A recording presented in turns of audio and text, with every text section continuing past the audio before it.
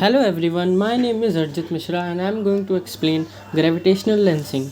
You see, infinitely dispersed this universe has number of mysteries. To remove the counts from these mysteries, we created a powerful telescope renowned as Hubble telescope, which not only just enables us to observe distant and complicated astronomical events, but also we can peep into past and observe the pastime of our universe. It is not completely true to say that only we have to make efforts and build powerful machines for solving the mysteries of this universe. Sometimes nature also helps us to do so. Gravitational lensing is one amongst the natural phenomena which stands for the above given fact. The concept of gravitational lensing completely depend upon properties of space. It helps us to see those galaxies, quasars, and stars which are billions of light years away from us, but we cannot observe them directly. It is gravitational lensing which reveals the concept of dark energy. Now, what is gravitational lensing and how does it work?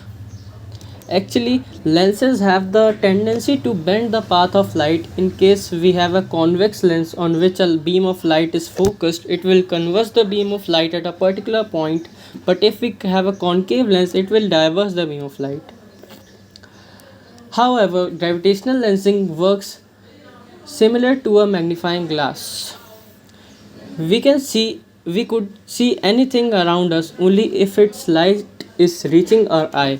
When we see an object with our eyes, it appears of same size as it is actually, but if we see it through a magnifying glass, it appears bigger in size.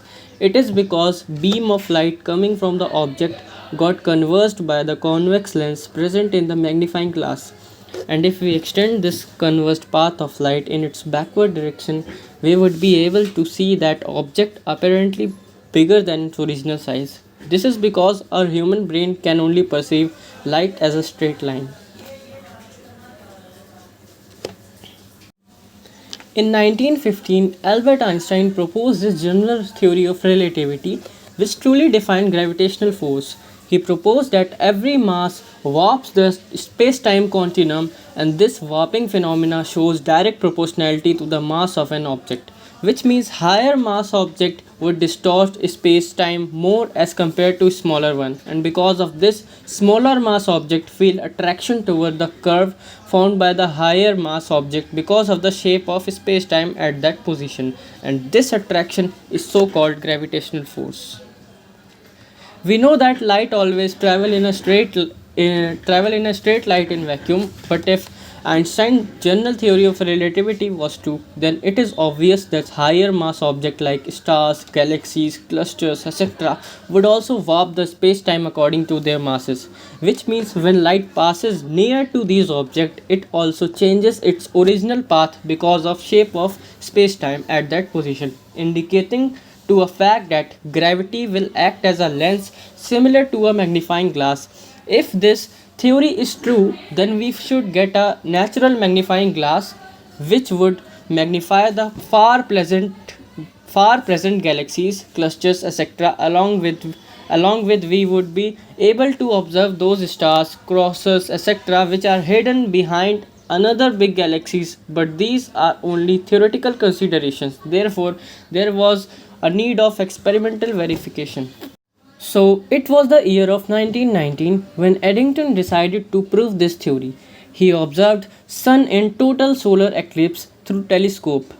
At that time a star was present behind the sun which we cannot observe as sun was present just before it, resisting its vision.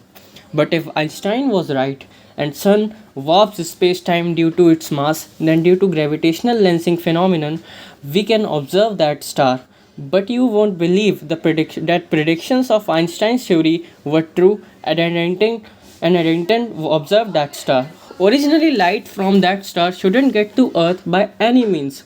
But as sun has bent the space-time by some extent, so when light from the star passes through the sun, it also gets bended by some extent, and due to its this virtual position of a star, uh, changes and we can observe the star. Hereby, we cannot see the original position of a star but its apparent position. So, this is all from my side about gravitational lensing. Thank you for your valuable time.